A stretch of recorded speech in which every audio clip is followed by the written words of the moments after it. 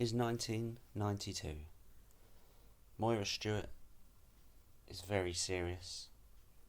Mandela shakes a bloke's hand. Oil burns somewhere. John Major, Prime Minister. And I sport some lovely curtains. But what about bikes? Well, Honda had the CBR900rr, which was 232 kilos, 132 brake horsepower. Kawasaki had the ZZR1100, 233 kilos, 147 brake horsepower. What was Suzuki had the Gixxer 1100, 253 kilos wet, 143 brake horsepower. And Yamaha the X-Up, 230 kilos, 145 brake horsepower. All hefty beasts, but the lightweights, sub 100 brake horsepower, CBR900, ZXR 750, GSXR 750, and the FZR 600. And then this man came along, thinking, what if we had something lightweight but with big bike power?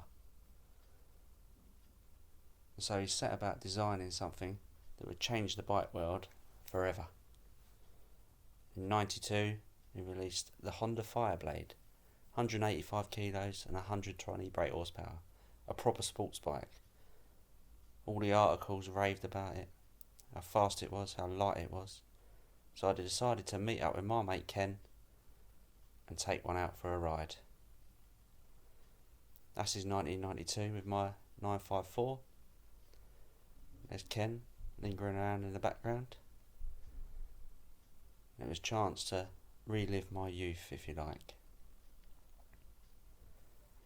And there's me, explaining how the 360 camera works.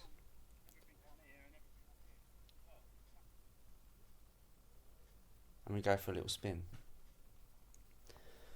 To begin with, it felt different. I was sat more in the bike, which the 954 you're always told is the ultimate Fireblade, but it felt more racy. I took some time to try and sort of find where the power was. Up and down the gears, getting it in the rev range. And weirdly,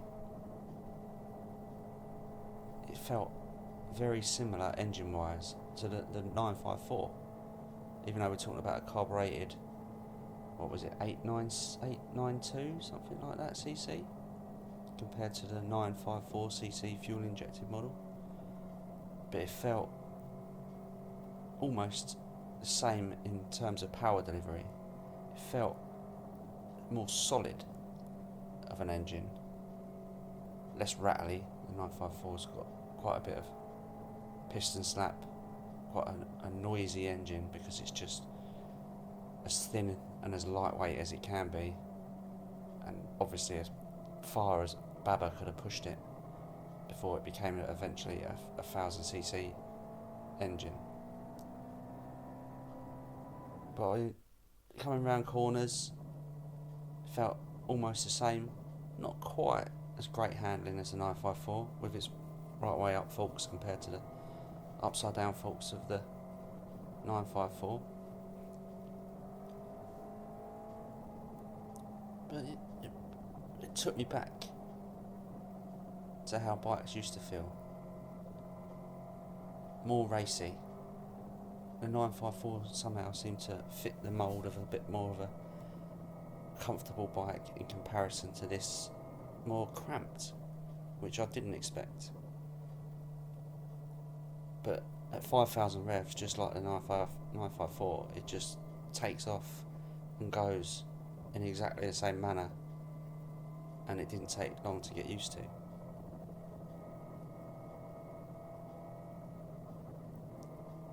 So there it is, 30 years later. Get to ride one for the first ever time. And it just seemed to propel you, really. back to your youth, the bike you used to look at on the posters on your wall. Back to the days of Biker Grove, PJ and Duncan, Grant smashing up the Vic, Euro 92, the disappointment.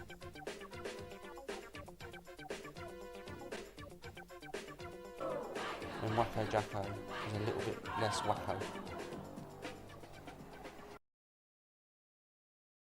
In summary then, really, I'd say the 92 is still a force to be reckoned with, still a very quick bike, nice and light, racy position, and it changed the game. You wouldn't have an R1 now, you wouldn't have a ZX10. The GSX-R1000 came along, 8 years later, and all have remained as part of the superbike family, really, for the last 20 years, all because of this one beautiful, elegant, game-changing bike. Thank you very much for listening and watching. Please subscribe, like, and hit the little bell to get notifications when I make my next video. Thank you very much.